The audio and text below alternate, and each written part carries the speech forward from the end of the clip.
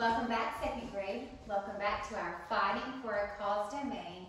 Today's hero, you're going to be learning about Martin Luther King Jr. He is known to be defender of the dream. And he has a quote, which I have loved sharing quotes from our heroes in the last few weeks. I want you to listen to it and see how you can apply it to your life and make a connection with it. The time is always right to do what is right. I'm going to repeat that one more time. The time is always right to do what is right. So just think about that and apply that to your life. Have a conversation right now with your family about what that means to you. Now, normally at this point I go ahead and propose to you our question of the day and I share with you our writing prompt. But because our question of the day has an important term in it, I'm actually going to be sharing that with you in our vocabulary time. So I'm going to wait and propose the question to you in just a few minutes. So be listening for that, and let's go ahead and get to our vocabulary so that you can hear our question of the day. So the first word you'll be listening for is my turn, activist. Your turn, good. People who take some kind of action to achieve a goal. And here's an example, a real-world connection and a text-to-text connection using the word activist. Susan B. Anthony led a determined group of women's rights activists. They set a goal and they worked hard to achieve it. The next word to listen for is banned. My turn, banned, your turn. So that means stopped, or another word is prohibited. That's a big word. Stopped or prohibited something or someone. So right now, if I were to think about a real-world connection, I would think about this virus around our world and how sometimes, in some way, it has banned travel from one place to another. So it has stopped or prohibited us from going from one place to another. So think about that word as you hear it in just a few minutes. Now this is the word I've been wanting to get to. My turn, character, your turn. Now these are qualities or traits that make up and distinguish a person. So it kind of goes along with the saying of what matters is what's on the inside of a person, not what they look like on the outside. And so here are some examples of character traits or qualities: respect, compassion, responsibility, and honesty. And here's a sentence using the word character. Lucy is so honest that cheating could never be a part of her character. Now that you've heard the word, you've heard what it means, and you've heard an example using the word in a sentence, I'm going to go ahead and present to you your question of the day so that you'll kind of understand it a little bit better, and then you all can talk about it at the end of our text. Here it is. Do you think Martin's dream of people being judged by the content of their character rather than by the color of their skin has come true today? It's a really deep question. I like that. One more time.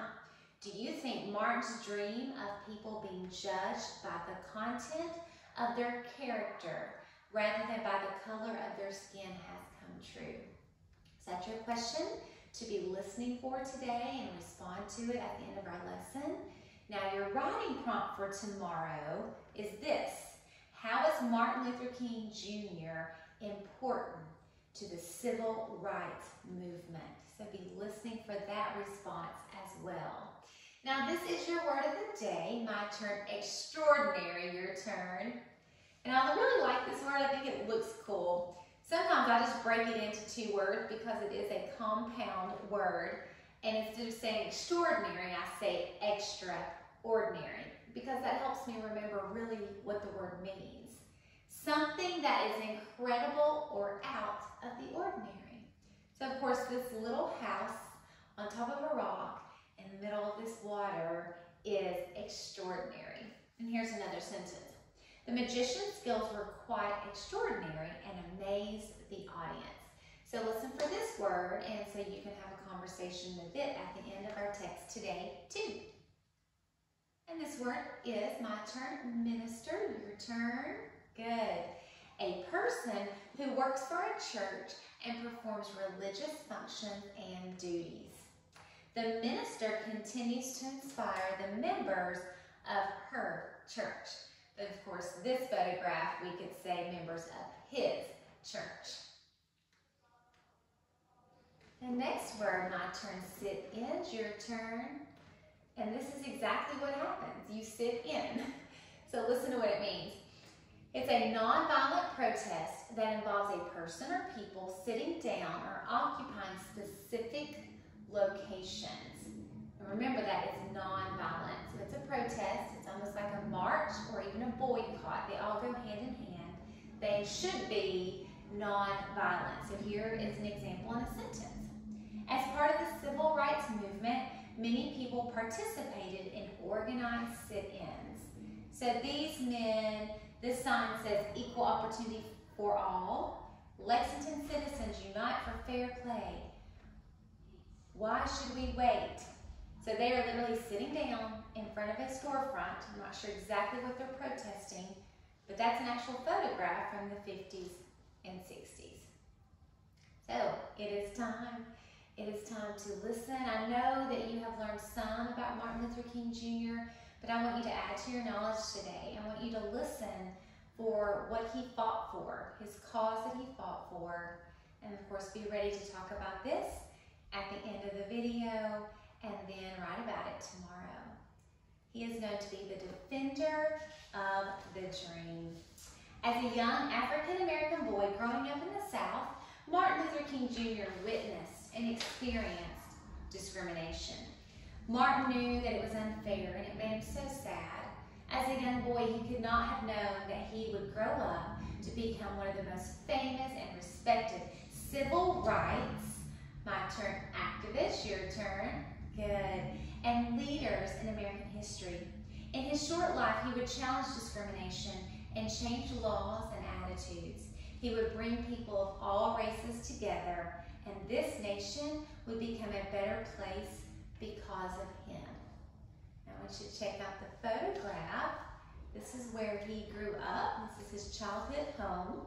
He was born in 1929. He's about 10 years younger than Jackie Robinson. He was born in good old Atlanta, Georgia.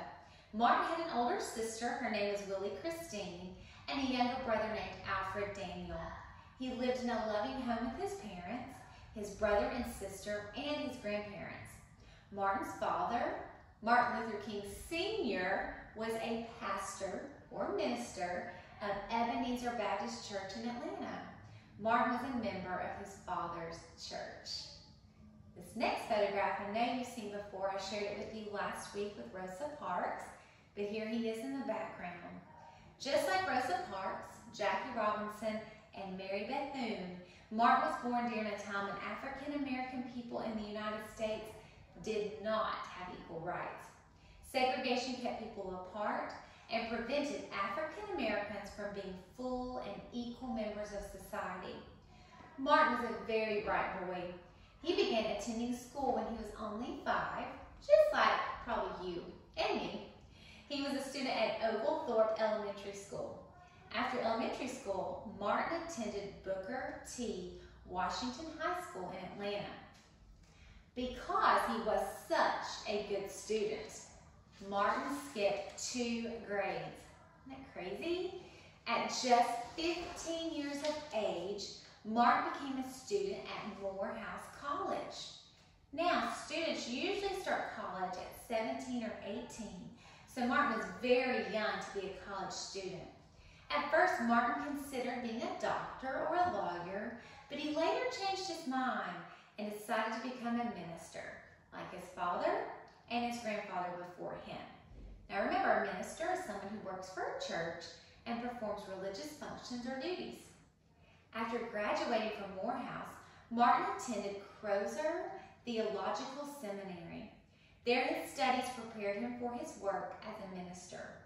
Martin completed his education at Boston University. He received his doctorate when he was only 25 years old. Now in this case, he wasn't a medical doctor, but that means he had the highest academic honor or degree awarded to a student. So he became known as Dr. King, Dr. Martin Luther King Jr. Now, not only did he receive his doctorate during this time of life, he was in Boston. He also gained a wife, a beautiful young lady by the name of Coretta Scott. Coretta had been studying music also nearby at the New England Conservatory in Boston. Upon receiving his doctorate, Martin and Coretta moved to Montgomery, Alabama, where he became the minister of the Dexter Avenue Baptist Church. Martin is now ready to begin the career he had prepared for. As a young teenager riding city buses in the South, Martin had experienced the same discrimination that Rosa Parks had. African Americans had to sit at the back of the bus, and if the bus was full, the driver would ask a person of color to stand up so that a white person could sit down. Martin thought it was humiliating, and so, as well as being a pastor in Montgomery, Alabama, Martin decided he would become a civil rights activist. When Rosa Parks challenged racial segregation in the Montgomery city bus system and a bus boycott began, Martin was asked to be the leader of this movement. The African American community stood together under his leadership. They refused to ride the buses until they were able to choose a seat freely. I'm getting ready to show you a civil rights march during this time frame. And again, this was non-violent. Now, the Montgomery Bus boycott lasted more than a year, if you'll remember that from Rosa Parks last week. People walked, rode bicycles, and rode in carpools to get to work. Martin led the boycott. Martin and his fellow activists were threatened and intimidated, but they did not back down. Finally, the United States Supreme Court, the most powerful court in the country, ruled that bus segregation was illegal, not legal, and had to stop. At that moment, Martin became one of the most important people in the American civil rights movement. In fact, Martin became its leader. Ooh, that's some good information for your writing tomorrow. Martin was prepared to be the leader of the civil rights movement, even though he knew he was putting himself and his family in danger. There were many people who did not like the changes he and his fellow activists wanted. For his part, despite the dangers, he insisted that those involved in the civil rights movement remain peaceful and never use force. Again, nonviolence. Martin believed that an organized, nonviolent movement had protested against inequality with thoughtful words, not fists and guns. It would succeed. So I'm going to repeat that because that is such an important sentence. Martin believed that an organized, non-violent movement that protested against inequality with thoughtful words, not fists or guns, would succeed. He greatly admired others who used nonviolence too. So here's a real photograph of him preaching or delivering a sermon. Martin and 60 other ministers and activists founded the Southern Christian Leadership Conference. This was an excellent way to organize members of African American churches throughout the country. They all worked together to try to bring about social changes that would improve the lives of all Americans. They also set out to register African Americans in the South to vote so that they could use the power of their vote to bring about change. In his first speech to this group, Martin said, "We have no alternative but to protest. For many years, we have shown an amazing patience." That's some good character information there. "We have sometimes given our white brothers the feeling that we liked the way we were being treated. But we come here tonight to be saved from that patience that makes us patient with anything less than freedom and justice." Ooh, that was good. That was so good, class. Now, here is an example of a sit-in. They're at a lunch counter at a diner. And so it began. African Americans living in the southern states where segregation was legal, began to protest. Young African American students began to hold sit-ins at lunch counters that would not serve them. Many people of different races supported the civil rights movement. So what is happening here is we have African American friends here at a place that would not serve them. So there probably was a sign on the outside of the door that said whites only.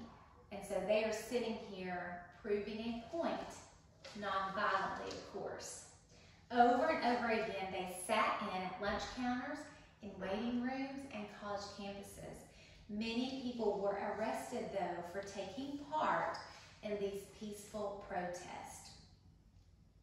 So Martin and his family moved to Atlanta, Georgia, moved back, where he worked with his father at the Ebenezer Baptist Church.